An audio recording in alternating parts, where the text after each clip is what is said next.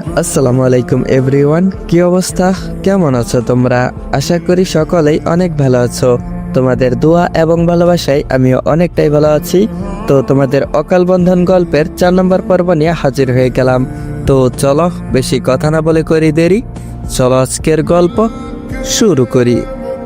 New York ওই দিন রাতে হাসপাতালের করিডোরে স্বাভাবিকভাবে শান্ত। দূরে একটা মনিটরের শব্দ আর বাতাসে হালকা হাসপাতালের ভ্যাপসা গন্ধ। জিয়ন বেডের এক সাইডে বসে আছে, তার ডান হাত রক্তে ভিজে লাল হয়ে আছে। তবুও তার চোখে কোনো ব্যথা নেই, শুধু সেই চেনা ঠান্ডা আর বিরক্ত। একজন তরুণী নার্স ধীরে ধীরে এগিয়ে এলো, হাতে ট্রে, একটা গজ আর ব্যান্ডেজ। সে নরম গলায় বলল, স্যার আপনার হাতটা এখনই পরিষ্কার করতে হবে ফার্স্ট। নার্সটা হাত বাড়াতেই হঠাৎ জিয়নের চোখে জ্বলে উঠল একটি আগুন। সেই মুহূর্তে দাঁড়িয়ে পড়ল।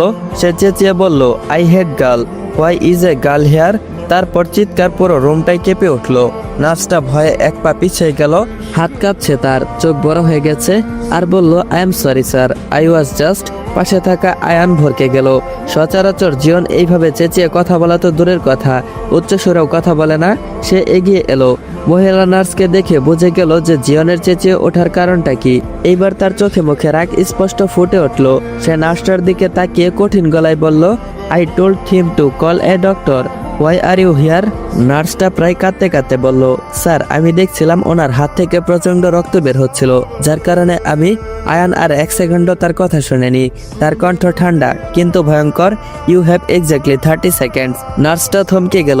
গো call the doctor or this hospital won't exist in 2 minutes. এই কথা শুনে নার্সটা আর কিছু বলল না, প্রায় দৌড়ে রুম থেকে বেরিয়ে গেল। দরজা বন্ধ হতেই রুমে আবারও নিস্তব্ধতা। আয়ান জিয়নের দিকে তাকালো। Bro, you're bleeding more than think you. Zion চোখ সরিয়ে জানালার দিকে তাকালো। নিউ ইয়র্কের আলো ঝলমল করছে, তার ঠোঁটের কোণে তিক্ত একটা হাসি। শান্ত গলায় বলল, pen does not scare me. Ayan কিছু বলতে গিয়েও আর কিছু বলল না, থেমে গেল। সে জানে এই ছেলেটার ভিতরের ক্ষত এই হাতের রক্তের চেয়েও বেশি গভীর। দ্রুত করিডোরের পায়ের শব্দ শোনা গেল, ডাক্তার আসছে। এইদিকে বাংলাদেশে আশরাফুল সৈয়দ ধীরে ধীরে অসুস্থ হয়ে পড়েছেন। দিনের পর দিন তার চলাচল যেন ভীষণভাবে কমে গিয়েছে। আগে যে মানুষটা শক্তপোক্ত ছিলেন, যে সকলকে মানিয়ে নিতে পারতেন, এখন তার শরীর যেন ধীরে ধীরে নিস্তেজ হয়ে আসছে। মুখে সাদা ছায়া, চোখে ক্লান্তি, আর মনেও এক ধরনের অনুতপ্ত ভাব। বাড়ির পরিবেশও বদলে গেছে। ফারজিয়ন চলে যাওয়ার পর থেকে শান্তি নামেই কিছু নেই এই ঘরগুলোতে। ঘরগুলো নীরব, আড্ডা নেই, হাসি নেই, কেবল সময়ের সাথে সাথে নীরবতা বাড়ছে। আরিনার শান্ত স্বভাবও এখন বাড়িটার অস্থিরতা সামলাতে পারছে না। বিকেলবেলা আরিনা আরমান সৈয়দকে সামনে বসিয়ে বলল, আব্বু এবার সবকিছু ঠিক করার পালা। আমার ভুলের জন্য যে হতো ফারজু ভাইয়া চলে গিয়েছিল, আমি তাকে ফিরিয়ে আনবো। বড় আব্বুর এই অবস্থা আর আমি দেখতে পারছি না। আমি সিদ্ধান্ত নিয়েছি আমি নিউ ইয়র্কে যাব। তুমি সবকিছুর ব্যবস্থা করো।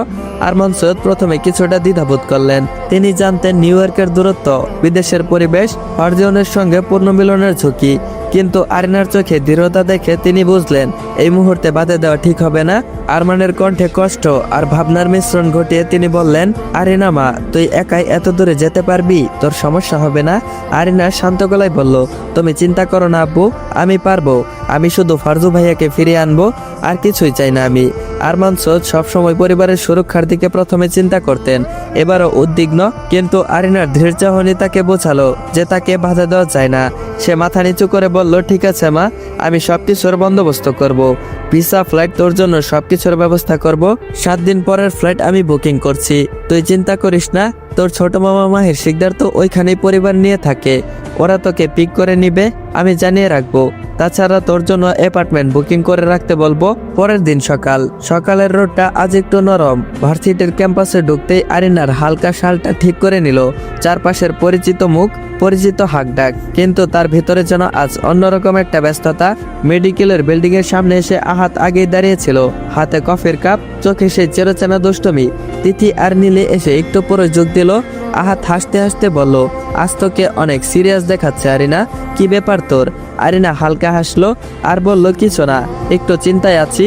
তিথি ব্রুকুচকে তাকালো আর বলল, তোর ক্ষেত্রে একটু মানে অনেক কিছু, বল কি হয়েছে? তারপর 4 জন ভার্সিটির গাছতলার বেঞ্চে বসে পড়ল। চারপাশে স্টুডেন্টদের কোলাহল, কিন্তু তাদের ছোট্ট বৃত্তর ভেতরটা যেন আলাদা একটা জগৎ। নীলি হঠাৎ করে বলে উঠলো, এই আজ তো আমাদের প্রথম ক্লাস হবে না, ফুল টাইম আড্ডা দিব। ওকে, এখন আরিনা বল, তোর মুখটা এমন লাগছে কেন?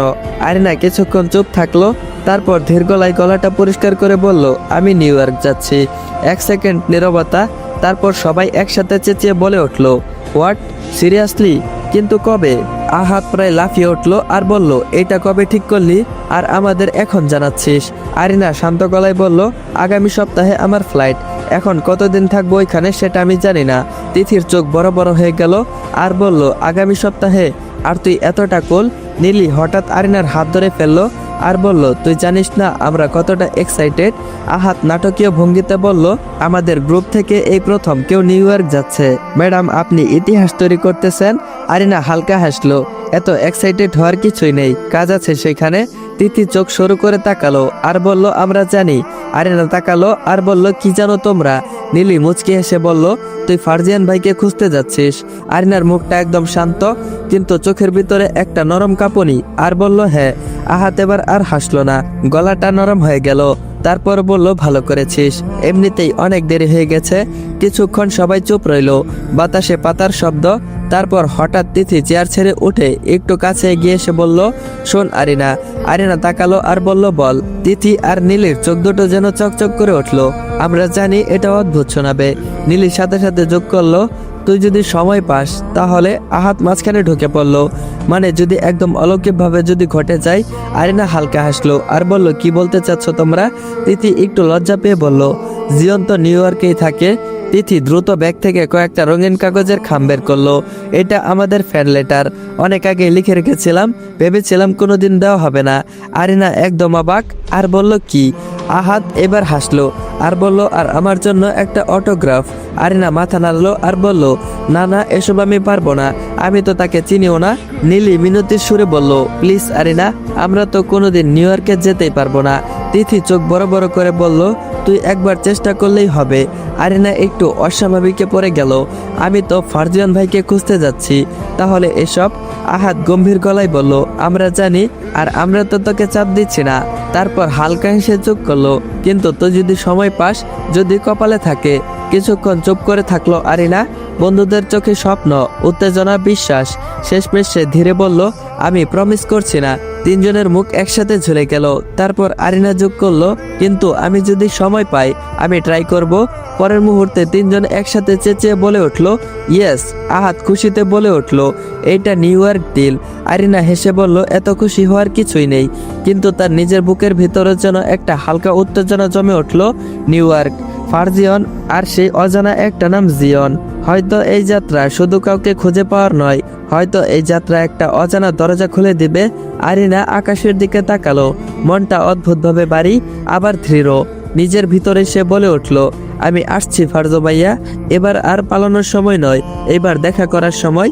শহরের আলো একটু যেন আজকে বেশি তীক্ষ্ণ, রাতের দুই পাশে লাল নীল লাইটের আলো। এই শহর যেন ঘুমায় না, আর জীবনের মতো মানুষদের জন্য তো এই রাতটা সবচেয়ে বড় জীবন্ত। আন্ডারগ্রাউন্ড কার রেসিং ট্র্যাক, পুরনো ব্রিজের নিচে পরিত্যক্ত ইন্ডাস্ট্রিয়াল এরিয়া, চারপাশে কালো গাড়ির লাইন, ইঞ্জিনের শব্দে যেন বাতাস কাঁপছে। মানুষের গলা, বাজি ধরা টাকা, উত্তেজনা, সবকিছু মিলে ভয়ঙ্কর একটা পরিবেশ। আজকের রেসটা কোনো নর্মাল না, ডেঞ্জারাস। একপাশে ম্যাটফিল গাড়িটা দাঁড়িয়ে আছে, ড্রাইভিং সিটে বসে আছে জিয়ন, চোখে সেই চিরচেনা ঠান্ডা দৃষ্টি, মুখে কোনো এক্সপ্রেশন নেই, হাতটা স্টিয়ারিং এর উপর শক্ত করে রাখা। জেডি গাড়ির জানালায় ঝুঁকে বলল, ব্রো, এই পথটা কিন্তু খুব ঝুঁকিপূর্ণ, একটা ভুলভাগ নিলে কিন্তু মৃত্যু নিশ্চিত, তাই সাবধানে থেকো। জিয়ন চোখ না সরিয়ে বলল, ডোন্ট ওয়ারি। আয়ান একটু চিন্তিত গলায় বলল, finish first, no show off. Zion হালকা মাথা নাড়ালো, এইটুকুই যেন তার সম্মতি। ফ্ল্যাগ নামানো হলো, গাড়িগুলো স্টার্ট দেওয়া হলো, আর গাড়িগুলো যেন ছুটছে না, এমনভাবে ছুটছে যেন মনে হচ্ছে উড়ছে। ট্রেক করা শুরু হলো, এদিকে কংক্রিটের দেয়াল একদিকে, আর অন্যদিকে নদী। একটা ভুল মানে সবকিছু শেষ। জিয়নের গাড়ি মুহূর্তে লিড নিল, তার হাতের শিরাগুলো ফুলছে, চোখ দুটো স্থির, ব্রেক, টার্ন ওভার সবকিছু নিখুঁতভাবেই করছে। পিছনে একটা গাড়ি ওভারটেক করার চেষ্টা করলো, হঠাৎ করে সাইড থেকে একটা ধাক্কা খেয়ে গাড়িটা উল্টে পড়ে গেল। পাশে চারদিকে চিৎকার, ওয়াচ আউট। জিওন 1 সেকেন্ডের জন্য ঘাবড়ালো না, স্টিয়ারিংটা ঘুরিয়ে গাড়িটা সাইড করে নিল। চাকার ঘর্ষণে আগুনের মতো ফুলকির তৈরি হলো। শেষ টার্ন, শেষ স্ট্রেট। জিওন পুরো স্পিড চাপলো। ফিনিশিং লাইন, এক মুহূর্তের নীরবতা, তারপর বিস্ফোরণের মতো চিৎকার, জিওন, জিওন জিতেছে। গাড়ি থামিয়ে সে ধীরে নামলো। কেউ টাকা ছুড়ছে, আবার কেউ হাততালি দিচ্ছে, কিন্তু তার চোখে যেন কোনো উচ্ছ্বাস নেই। জেডি এগিয়ে এসে তার কাঁধে হাত রাখলো আর বলল, ক্লিন উইন। জিওন শুধু বলল, let's go. New York city, রাতের আকাশ আধারে মোড়ানো, কিন্তু শহরের আলো আর শব্দ যেন কখনোই নিস্তব্ধতা হয় না। রাস্তার গাড়ির হর্ন, মানুষের চিৎকার, আর দূরের বিল্ডিংয়ের লাল নীল সবুজ আলো। এই শহরের রাত যেন যে কোনো মুহূর্তে ঝুঁকি ও উত্তেজনার পাওয়া যায়। জিওন, জেডি আর আয়ান একটি নাইট ক্লাবের দরজা খুলে ভিতরে প্রবেশ করলো। ভেতরে ঢুকতেই উচ্চ ভোল্টের মিউজিক তাদের কানে ভেসে আসলো। লাইটের ঝলকানি, মানুষের উচ্ছ্বাস, পুরো স্থান কম্পিত হচ্ছে। জিওন তার হাতের আঘাতের দিকে তেমন খেয়াল না দিয়ে এগিয়ে যাচ্ছিল। তার শান্ত গলা, চোখে কোনো উন্মাদনা নেই। জেডি হাসি মুখে বলল, ব্রো, আজ রাতের মজা হবে। এইসব ফ্যান্সি ক্লাব দেখলে যেন মন ভালো হয়ে যায়। জিওন কেবল দুটি চোখ ঠান্ডা দৃষ্টি রেখে ইশারা করলো, জাস্ট ফলো মি। ক্লাবের ভিতরে ঢুকতেই কিছু মেয়েরা তাদের দিকে এগিয়ে এলো। জেডি হাসতে হাসতে বলল, ব্রো, দেখেছিস সবাই কেমন তোর দিকে আগ্রহী। জিওন রাগী অর্ধেক চোখ বন্ধ করে নিল। সে রাগী কণ্ঠে বলল, আমি মেয়েদেরকে ঘৃণা করি। এই মেয়েগুলো কেন আমার কাছে এসেছে? মেয়েগুলো ভয়ে পিছনে সরে গেল। জেডি একটু হতভম্ব, আর আয়ন মনে মনে বলল, বুঝলাম না। জিওন, ব্রো সবসময় কেন বলে আই হেট গার্লস? ব্রো কোনো মেয়েকে কখনো বিয়ে করবে না নাকি সারা জীবন সিঙ্গেল থাকবে?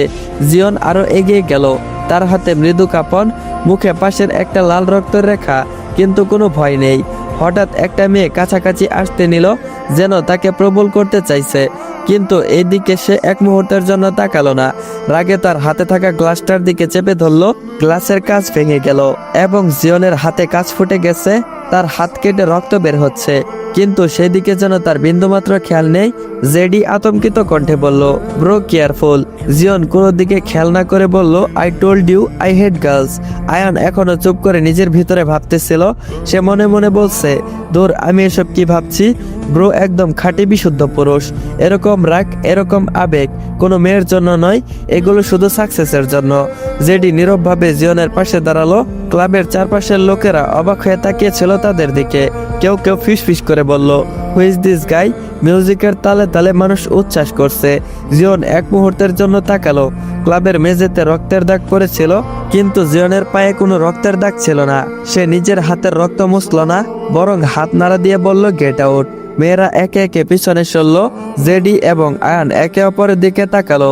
জেডি ফিস করে বলল, bro, are you always like this? Zion কেবল ঠান্ডা গলায় দৃষ্টি নিয়ে বলল, ডোন্ট কোয়েশ্চেন মি। এরপর জিওন ক্লাবের বারের দিকে এগিয়ে গেল। আয়ান ও জেডি তার পিছনে গেল। বার টেবিলে কিছু ছেলে কিছু মজা করতে চাইছিল। জেডি তাদের দিকে তাকাতেই তারা যেন থমকে গেল। একটি ছেলে বলল, হেই ম্যান, চিল। জিওন এক মুহূর্তে ঠান্ডা দৃষ্টি দিয়ে তাকালো, তারপর এক ধাক্কা দিয়ে তাকে মেঝেতে ফেলে দিল। পুরো বার জুড়ে চিৎকার শুরু হয়ে গেল, কিন্তু কেউ তাদেরকে বাধা দিতে পারল না। জেডি তাকে শান্ত করার জন্য বলল, ব্রো স্টপ ইট। জিওন ঠান্ডা কণ্ঠে বলল, ইটস মাই ওয়ে। ক্লাবের সব মানুষ নিস্তব্ধ হয়ে তাকিয়ে আছে। কেউ মৃদু চমকে, আবার কেউ ফিস করে বলছে, হি ইজ ডেঞ্জারাস। জেডি এবং আয়ন বুঝতে পারলো জিওনকে কোনোভাবে রেগে যেতে দেওয়া যাবে না। তার রাগ, তার শক্তি, তার প্রতিটা আঘাতে কিছু একটা অদৃশ্য লুকিয়ে আছে। জিওন শেষে বার থেকে বেরিয়ে গেল। রিংয়ের মতো একটা খোলা জায়গায় এসে দাঁড়ালো। তার হাতের আঘাত থেকে এখনো রক্ত ঝরছে। আয়ান বলল, let's go bro, enough, it's enough. Jeon মাথা নাড়িয়ে বলল, আই এম ফাইন। একটা লাইটের ঝলকানি তার চোখে প্রতিফলিত হলো। সে দাঁড়িয়ে রইল, কোনো আবেগ ছাড়া, কেবল নির্লিপ্ত চাহনি নিয়ে। জেডি ভাবলো, আমি জানি না ব্রো কেন এমন, কিন্তু আমি এটা নিশ্চিত যে সবসময় নিজের কন্ট্রোলে থাকে সে। জিওন তার হাতের রক্ত রুমাল দিয়ে মুছে ফেললো। তার চোখে এক ধরনের শান্তি ও নিস্তব্ধতা, যেন বলছে, আমি এই শহরে একাই, আমি কেবল নিজের নিয়মে চলি। আয়ন আর জেডি পিছনে সরে গেল। আয়ন হঠাৎ করে তাকালো, আর তার চোখে দেখলো নাই কোনো ভয়, শুধু রাগের আভা। এক মুহূর্তের জন্য সে জেডি এবং আয়নের দিকে তাকালো, আর তার চোখে দৃঢ়তা, একরাশ শক্তি, একরাশ রহস্য। ক্লাবের আলোতে রক্ত, ঘাম উত্তেজনা সব মিশে গেছে। জেডি শুধু চুপচাপ বলল, ব্রো ইউ আর ম্যাড। জিওন কেবল ঠান্ডা চাহনি দিয়ে বলল, ইয়েস আই এম ম্যাড। আয়ন বিড়বিড় করে বলল, ব্রো হলো একটা খাঁটি সাইকোপ্যাথ, কিন্তু সে আমাদের ব্রো, আমরা শুধু তার পাশে থাকতে পারি। জিওন তারপর ক্লাবের দরজা খুলে বেরিয়ে গেল। রাতের কুয়াশা, শহরের বাতাস এবং লাইটের ঝলকানি সবকিছু মিলে তার ধূসর পৃথিবী একাকী হয়ে আছে। দেখতে দেখতে কেটে গেছে আরো একটি সপ্তাহ। নিউ ইয়র্ক সিটির সকালটা আজ একটু আলাদা। আকাশে পরিষ্কার পরিষ্কার বাতাসে এখন শীতল ছোঁয়া। রাস্তার দুপাশে মানুষ ব্যস্ত, কেউ অফিসে যাচ্ছে, কেউ কফি হাতে হাঁটছে, কেউ আবার ফোনে কথা বলতে বলতে ছুটছে। আপার ম্যানহাটনের সেই পরিচিত অ্যাপার্টমেন্টের সকালটা শুরু হয়েছিল খুব ভালোভাবেই। ড্রয়িং রুমে সোফায় হেলান দিয়ে বসেছিল জিয়ন। কালো টি শার্ট, কালো প্যান্ট, চোখে সেই চিরচেনা নির্লিপ্ত ভাব, হাতে ফোন, কিন্তু ফোনের স্ক্রিনে কি আছে সে নিজেও জানে না। ফোনটা কোথায় যেন হারিয়ে গেছে। ডাইনিং টেবিলের পাশে দাঁড়িয়ে কফি বানাচ্ছে আয়ান। জেডি আবার জানালার পাশে দাঁড়িয়ে বাইরের দিকে তাকিয়ে সিগারেট ধরিয়েছে। হঠাৎ আয়ান ঘুরে তাকিয়ে উত্তেজিত কণ্ঠে বলল, ব্রো একটা কথা বলি। জিয়ন চোখ তুলে তাকিয়ে বলল, সে। আয়ান একটু ইতস্তত করলো, তারপর এক নিঃশ্বাসে বলল, আজ এয়ারপোর্টে যেতে হবে। জেডি সঙ্গে সঙ্গে ঘুরে তাকালো। এয়ারপোর্ট কেন? কেন এয়ারপোর্টে?